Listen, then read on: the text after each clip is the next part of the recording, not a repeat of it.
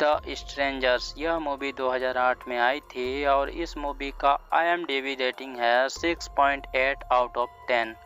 कहानी की शुरुआत में दो लड़के दिखाई देते हैं जो चर्च की तरफ से क्रिश्चियन लिविंग के कार्ड्स बांट रहे होते हैं। जब ये दोनों यहाँ आते हैं तो घर में यहाँ खून वगैरह दिखता है जो घर की दीवारों पर भी था। अब क्या कहानी है इन सब के पीछे, चलिए जानते हैं। तो उसके बाद हम एक कपल को देखते हैं। आदमी का नाम जेम्स था और औरत का नाम क्रिस्टन। जेम्स और क्रिस्टन अपने फ्रेंड के एक वेडिंग रिसेप्शन में होते हैं। तब जेम्स क्रिस्टन के पास आकर उसे कुछ जरूरी बात बताने के लिए बाहर ले आता है। दरअसल जेम्स रिंग निकालता है और क्रिस्टन को दिखाता है, पर क्रिस्टन कहती है वो ये सब के लिए तैयार नहीं है। भले ही ये दोनों एक दूसरे से प्यार करते थे, पर क्रिस्टन फिलहाल के लिए जेम्स को ठुकरा देती है। इस बात से जेम्स को बहुत दुख है।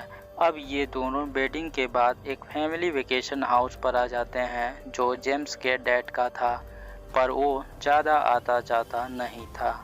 घर में सब कुछ तैयार था। बाथटब और बेड पर गुलाब के फूल पड़े थे, क्योंकि जेम्स को पता था कि क्रिस्टन हाँ बोल देगी, पर ऐसा नहीं हुआ और जेम्स की ये मेहनत खराब हो जाती है। जेम्स क्रिस्टन से नाराज था, इसलिए वो उससे बात नहीं कर रहा था, पर क्रिस्टन उसके पास आती है और जेम्स को मना लेती है। इसके बाद ये सेक्सुअली अल्टीमेट होने वाले होते हैं कि दरवाजे पर कोई आता है जो दरवाजा खटखटा रहा था। ये दोनों बाहर आते हैं तो बाहर एक लेडी थी जिसका चेहरा हमें अंधेरे से ढका हुआ दिखता है। ये औरत इस घर में आने के लिए कह रही थी, पर जेम्स उसे समझाता है कि वो गलत घर पर आ गई है। ये लेडी थोड़ी सी क्रीपी थी। ये यहाँ से चली जाती है, जिसके बाद ये दोनों वापस आते हैं।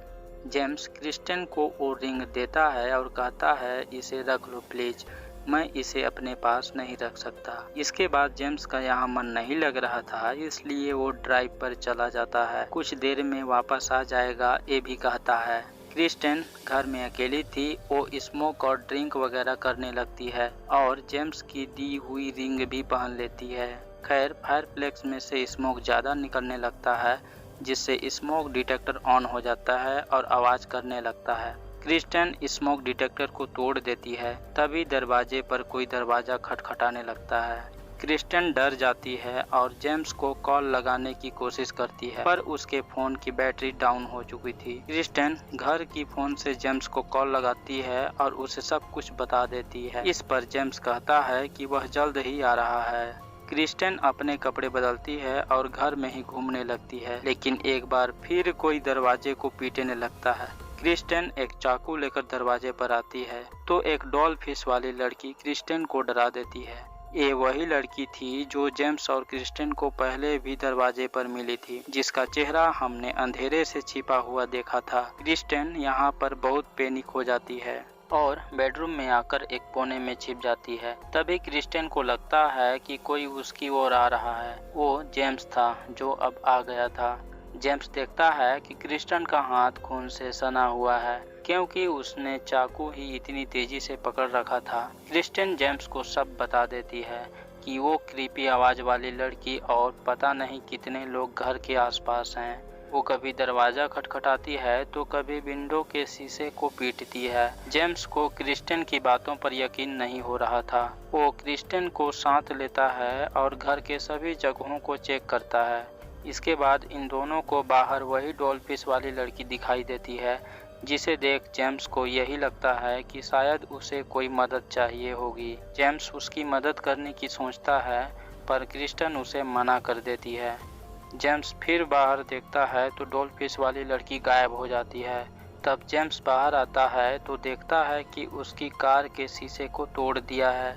जेम्स भी समझ जाता है कि कुछ गड़बड़ है। क्रिस्टन का फोन डाउन था, इसलिए उसने फोन चार्ज होने के लिए रख दिया था, पर उसे कहाँ पता था कि उन्होंने उसका फोन फायरप्लेस में फेंक दिया है। खैर जेम्स कार में अपना फोन ढूंढता है, लेकिन उसे फोन नहीं मिलता। तभी कोई उसकी गर्दन पर हाथ रखता है तो जेम्स पैनिक होकर सभी तरफ देखता है, पर आसपास कोई भी नजर नहीं आता।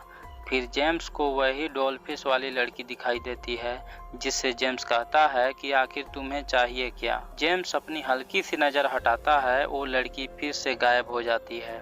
जेम्स घर में जाता है और क्रिस्टिन को लेकर कार में आ जाता है। इसके बाद ये दोनों यहाँ से निकलने की कोशिश करते हैं। तभी एक दूसरी कार जो उन्हीं स्ट्रेंजर का था वो इनकी कार में अपनी कार से एक्सीडेंट कर देते हैं। ये दोनों हल्की चोटिल हो जाते हैं और भागकर वापस घर में आ जाते हैं। जेम्स गन ढूंढने लगता है क्योंकि उसके पिता यहीं गन छिपाया करते थे।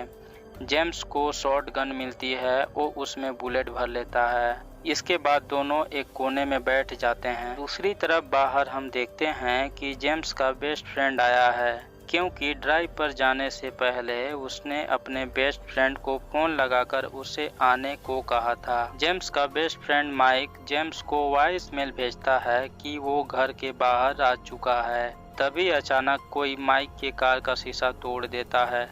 माइक को यहाँ कोई नजर नहीं आता, वो स्ट्रेंजर्स छिपे हुए थे। माइक घर में आता है और जेम्स को ढूंढने लगता है।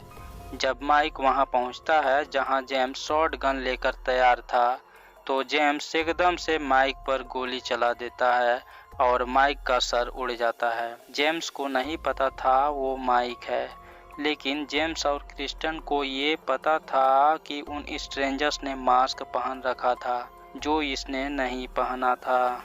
इसलिए जेम्स पास आता है और देखता है कि उसने अभी अभी जिसे मारा वो उसका बेस्ट फ्रेंड माइक था। जेम्स माइक को मरा देख फूट फूट कर रोने लगता है। इसके बाद जेम्स को उन स्ट्रेंजर्स पर बहुत गुस्सा आता है।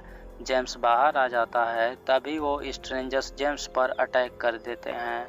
इधर क्रिस्टिन को बहुत देर हो जाती है पर जेम्स नहीं आया था। क्रिस्टिन खुद बाहर आती है और बाहर गैरेज में पहुंच जाती है जहां उसे रेडियो मिलता है। क्रिस्टिन अलग अलग फ्रीक्वेंसी चेंज करके हेल्प लेने की कोशिश करती है। तभी दूसरी तरफ से एक आदमी की आवाज़ आती है। इससे पहले कि क्रिस्टिन उसे कुछ बता पाती, एक स्ट्रेंजर्स रेडियो को तोड़ देता है और क्रिस्टिन यहाँ से भागकर घर में आ जाती है। यहाँ क्रिस्टिन अपने आप को एक अलमारी में छिपा लेती है, पर क्रिस्टिन ज़्यादा देर तक नहीं छिप पाती क्योंकि डॉलफिश वाली लड़की क्रिस्टिन को बाहर निकाल लेती है और उस पर हमला कर देती है। तभी जेम्स आ जाता है और इनका ध्यान भटकाकर क्रिस्टिन से भागने के लिए कहता है। क्रिस्टिन भागकर दूसरे रूम में आ जाती है जहां मास्क वाला आदमी क्रिस्टिन को पकड़कर उसका सर दीवार में दे मारता है और बेहोश कर देता है।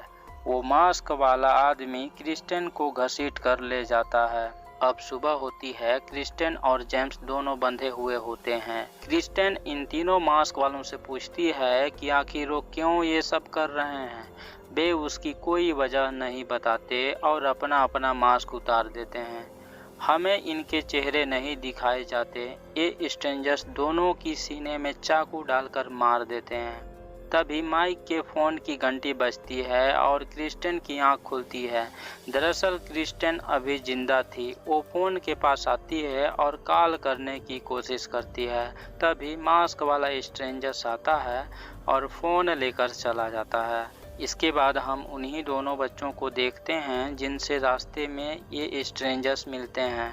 इनमें से एक स्ट्रेंजर्स क्रिस्टिन लिविंग वाला कार्ड लेती है, जिसके बाद तीनों स्ट्रेंजर्स चले जाते हैं और ये दोनों लड़के आ जाते हैं। ये देखते हैं कि कार की शीशे टूटे हुए हैं। ये दोनों जब घर आते हैं तो इन्हें जेम्स और क्रिस्टिन की डेड बॉडी मिलती है। इन दोनों लड़कों में से एक लड़का क्रिस्टिन के सांस देखने के लिए हाथ बढ़ाता है। तभी क्रिस्टिन इस लड़के का हाथ पकड़कर जोर से चीखती है और इसी के साथ यह मूवी यहीं पर ख़त्म हो जाता है। तो दोस्तों, मूवी में क्रिस्टिन और जेम्स दिखाए गए हैं, जिनके घर जाने के बाद तीनों स्ट्रेंजर्स इन दोनों को हॉर्न करते हैं। इन्हीं स्ट्रेंजर्स के वजह से जेम्स का बेस्ट फ्रेंड माइक भी मारा जाता है। पूरी रात हॉर्न करने के बाद ये तीनों स्ट्रेंजर्स इन दोनों को मार डालते हैं। सच्ची घटना पर आधारित इस मूवी में उन स्ट्रेंजर्स का चेहरा शायद हमें इसलिए नहीं दिखाया गया क्योंकि ये कभी पकड़े ही नहीं गए थे। इन स्ट्रेंजर्स ने इन्हें क्यों मारा, इसकी वजह हमें नहीं पता चल पाई क्योंकि यह एक मिस्ट्री है जो सॉल्व नहीं हो पाई। लोगों को मारना इन साइको स्ट्रेंजर्स का काम है। पहले तो ये लोगों के साथ खेलते हैं और फिर मार डालते हैं।